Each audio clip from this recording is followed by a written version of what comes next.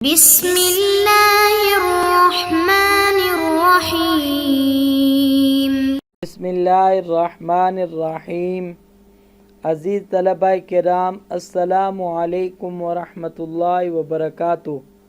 آسان علم میراث کے سلسلہ میں ذوی الارحام کا بیان جاری ہے۔ پچھلے سبق کے اندر ذوی الارحام کی صنف ثانی کے قواعد کے بارے میں ہم پڑھ چکے ہیں۔ اب ہم اس سبق کے اندر تیسری صنف کی توریث کے قواعد کے بارے میں پڑھیں گے اور مثالوں پر منطبق کریں گے۔ دوستو، آپ کو یہ بات پتہ ہے کہ میت کے والدین کے فروع وہ تیسری صنف کے اندر شامل ہیں جن کو ہم بھانجے، بھانجیاں اور بھتیجیاں کہتے ہیں۔ دوستو، اگر صنف اول اور ثانی میں سے کوئی نہ ہو تو پھر اس صورت میں صنف ثالث کو ہم وارث بناتے ہیں، اور اگر کوئی ایک ہو تو کل مال وہی لے جائے گا، اور اگر ایک سے زیادہ ہوں تو اس صورت میں ہم درجے کے اعتبار سے جو قریب ہوگا اس کو ترجیح دیں گے۔ تو ہمارے سامنے مثال ہے کہ میت کے ورثاء کے اندر بنت الاخت یعنی کہ بھانجی ہے، اور اسی طرح ابن بنت الاخ ہے یعنی بھتیجی کا بیٹا ہے۔ تو یہاں پر بنت الاخت کیونکہ درجے کے اعتبار سے یہ میت کے قریب ہے تو ہم اسی کو وارث بنائیں گے، اور ہم کل مال بنت الاخت کو دے دیں گے اور ابن بنت الاخ کو محجوب کر دیں گے۔ اسی طرح اگر کیا ہوں کہ درجے کے اعتبار سے مساوی ہوں تو دیکھیں گے کہ یا تو سارے کے سارے وارث کی اولاد ہوں یا سارے غیر وارث کی اولاد ہوں گے، یا کچھ وارث کی اولاد ہوں گے اور کچھ غیر وارث کی اولاد ہوں گے۔ تو تیسری صورت کے اندر ہم وارث کی اولاد کو غیر وارث کی اولاد پر ترجیح دیں گے۔ ہمارے سامنے مثال ہے کہ میت کے ورثاء کے اندر بنت ابن الاخ یعنی کہ حقیقی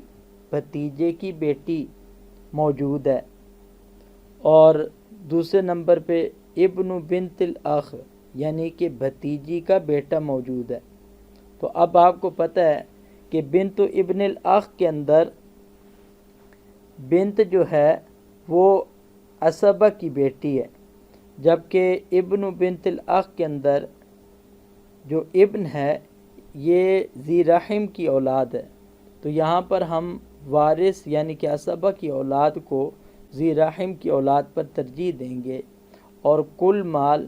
ہم بنت ابن الاخ کو دے دیں گے، اور ابن بنت الاخ یہ محجوب ہو جائے گا۔ اور اگر سب اولاد وارث ہوں یا سب غیر اولاد وارث ہوں تو اس صورت میں حقیقی اور اللاتی بہن بھائیوں کی اولاد میں تو للذکر مثل حظ الانثیین کا ضابطہ چلے گا بالاتفاق، لیکن اگر ماں شریک بہن بھائیوں کی اولاد ہو تو اس کے اندر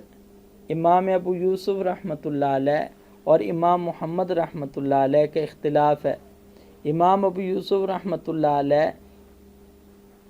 ماں شریک بہن بھائیوں کی اولاد کے اندر بھی للذکر مثل حظ الانثیین کے قاعدے کو ہی چلاتے ہیں، جبکہ امام محمد رحمۃ اللہ علیہ اصول کی قواعد کا ہی اعتبار کرتے ہیں۔ تو جیسے ماں شریک بہن بھائی وہ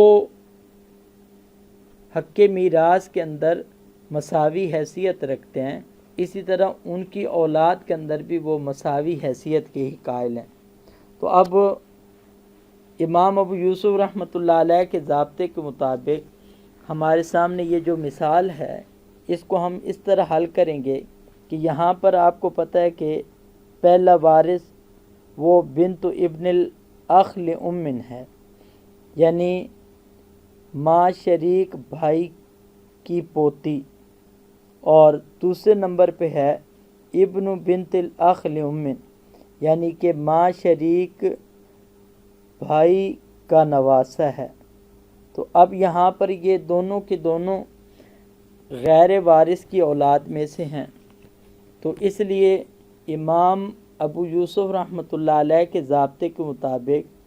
بنت اور ابن کا ہی اعتبار کریں گے اور عمومی قاعدہ ہی یہاں پر چلائیں گے، اور بنت کی بنسبت ابن کو دگنا ملے گا۔ 3 سے مسئلے کی ابتدا کریں گے، 1 حصہ بنت کو مل جائے گا اور 2 حصے ابن کو مل جائیں گے۔ جبکہ امام محمد رحمۃ اللہ علیہ کے ضابطے کے مطابق کہ جیسے ان کے اصول یعنی اخلی امن یہ جیسے اپنے حیثیت اور درجے کے اعتبار سے مساوی ہیں، اور جیسے ان کے اندر میراث برابر تقسیم ہوتی تھی، ان کو کیونکہ جب ایک سے زیادہ معاش اولاد الام ہو تو ان کو ثلث ملتا ہے اور ثلث کے اندر برابر حیثیت ہوتی ہے، اسی طرح آگے ان کی اولاد کے اندر بھی برابر حیثیت ہوگی۔ تو ان کے ضابطے کے مطابق ہم کل مال کو 2 حصوں میں تقسیم کریں گے، اور بنت کو بھی 1 ملے گا، اور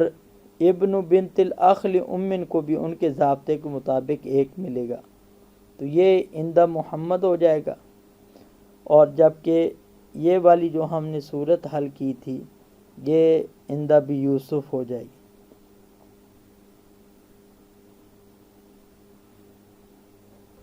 اور دوستو تیسرا قاعدہ یہ ہے کہ اگر درجہ اور میت کی طرف نسبت کے اعتبار سے برابر ہوں تو اس صورت میں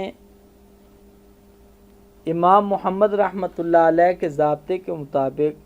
اولاً مال کو اصول پر تقسیم کریں گے، ذی فرض اور عصبہ ہونے کے اعتبار سے، یعنی اصول میں سے جو ذوی الفروض ہیں ان کو ان کے فرض کے اعتبار سے دیں گے، اور جو اصول میں سے عصبہ ہیں ان کو عصبہ ہونے کے اعتبار سے دیں گے۔ اس تقسیم کے اندر ہم صفت تو اصل کی لیں گے لیکن عدد جو ہوگا وہ فرع کا لیں گے، اور پھر اصول کے اندر تقسیم کرنے کے بعد وہی مال آگے ان کی اولاد کی طرف منتقل کر دیں گے۔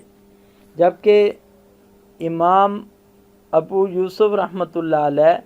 اس صورت کے اندر وہ اقوی کا اعتبار کرتے ہیں، یعنی قوت قرابت کے اعتبار کرتے ہیں، تو جو جس کی کو قوت قرابت حاصل ہے اس کو ترجیح دیتے ہیں۔ تو ان کے ضابطے کے مطابق اگر حقیقی بہن بھائیوں کی اولاد ہو تو اس کو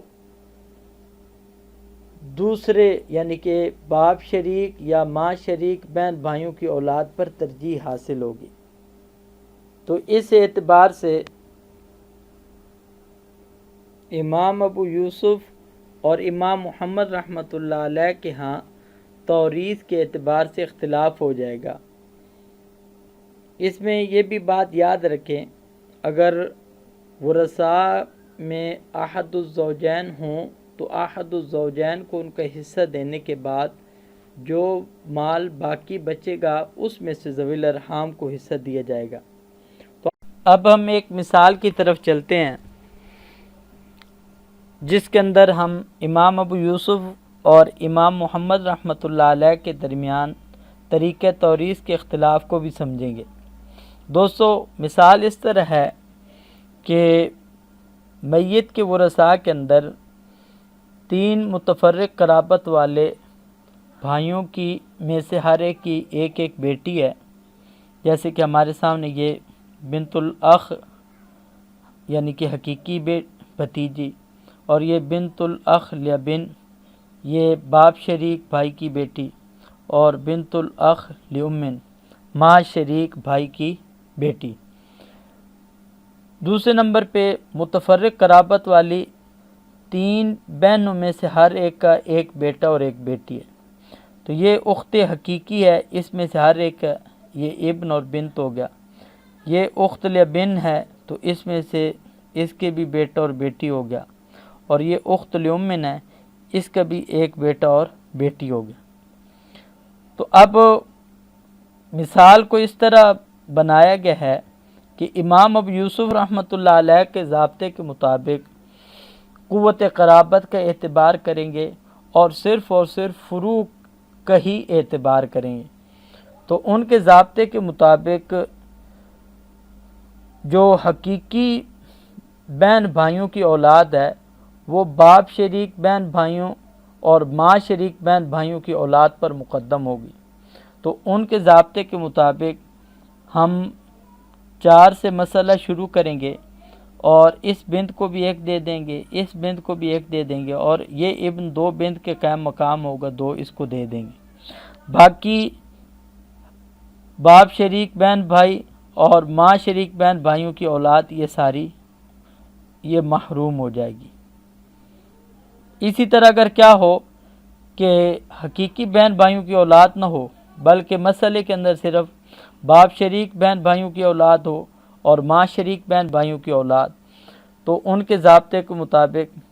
ہم باپ شریک بہن بھائیوں کی اولاد کو حصہ دے دیں گے اور اسی طرح 4 سے مسئلے کی ابتدا کریں گے اور ماں شریک بہن بھائیوں کی اولاد کو محروم کر دیں گے۔ اور اگر حقیقی بھی بہن بھائیوں کی اولاد نہ ہو، باپ شریک بہن بھائیوں کی اولاد نہ ہو، صرف ماں شریک بہن بھائیوں کی اولاد ہو، تو پھر ان کو ہم حصہ دیں گے۔ یہ تو ضابطہ تھا امام ابو یوسف رحمۃ اللہ علیہ کا، جبکہ امام محمد رحمۃ اللہ علیہ کا ضابطہ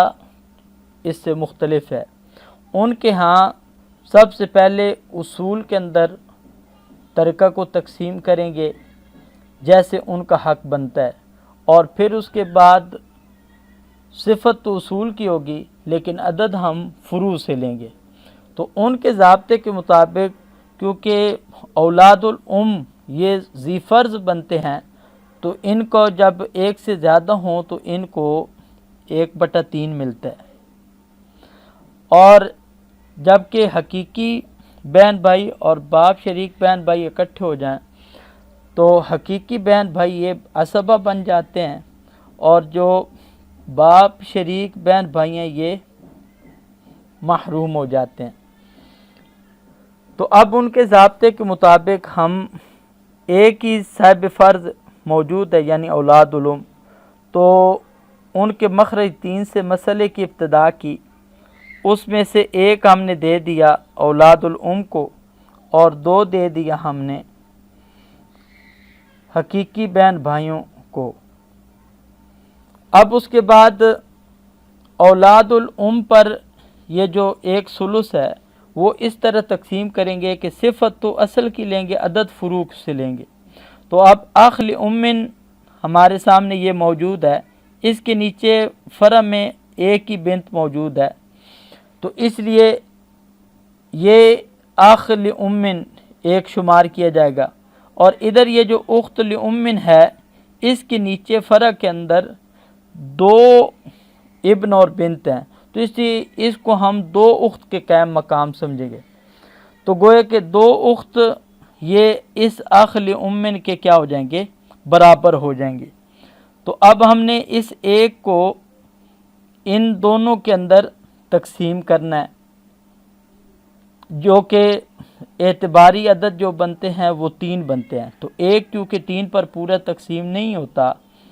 تو اس لیے یہاں پر کسر ہو گیا۔ دوسری طرف ہم دیکھتے ہیں کہ حقیقی بہن بھائیوں کے اندر ہم نے اس 2 کو تقسیم کرنا ہے، تو اس کی بھی تقسیم اس طرح ہوگی کہ اس اخ کو جب دیکھتے ہیں تو نیچے فرع کے اندر 1 ہی موجود ہے، تو اس لیے یہ اخ 2 اخت کے قائم مقام ہو جائے گا۔ دوسری طرف یہ جو اخت حقیقی ہے اس کے نیچے فرع کے اندر کیونکہ ابن اور بنت پائے جاتے ہیں تو گویا کہ یہ 2 اخت شمار کی جائیں گی، تو 2 اخت اور 1 اخ کے برابر ہوتی ہیں، تو گویا کہ اس 2 کے اندر 1 تو مل جائے گا اس اخ کو اور 1 مل جائے گا اس اخت کو۔ اب اس کے بعد ان میں سے ہر ایک کا یہ حصہ ان کی فرع کی طرف ہم منتقل کر دیں گے۔ تو جب ہم نے اس 1 کو تو یہ تو لے آئے ادھر اس بنت کو دے دیا، اور اس 1 کو ادھر نیچے لائے، تو یہاں پر یہ 1 پورا تقسیم نہیں ہوتا کیونکہ یہ جو ابن ہے یہ 2 بنت کے قائم مقام ہے، تو گویا کہ عدد اعتباری جو ہے وہ 3 ہے۔ تو یہاں پر بھی یہ کسر ہو گیا، تو گویا کہ 2 طائفوں پر کسر ہو گیا، ایک تو اولاد الام کے طائفے پر کسر ہے، اور ایک جو اخت حقیقی کے فروع اس طائفے پر کسر ہو گیا۔ تو یہاں پر دونوں میں عدد روس وہ 3 ہے، تو متماثل ہونے کی وجہ سے ہم نے احد المتماثلین کو اصل مسئلہ کے اندر ضرب دیں گے، تو 3 3 بعد 9۔ اب اس کے بعد ہم اصل مسئلہ کے اندر اولاد الام کو 1 ملا تھا، تو اس 1 کے ساتھ ہم نے 3 کی ضرب دی، تو یہاں پہ 3 آ جائے گا، اور حقیقی بہن بھائیوں کو اصل مسئلہ میں سے 2 ملا تھا، تو جب 2 کو 3 کے ساتھ ضرب دیں گے یہاں پہ 6 ہو جائے گا۔ اب اس کے بعد ہم اس تصحیح میں سے حصہ دیں گے، تو تصحیح میں سے حصہ دینے کی ترتیب اسی طرح ہوگی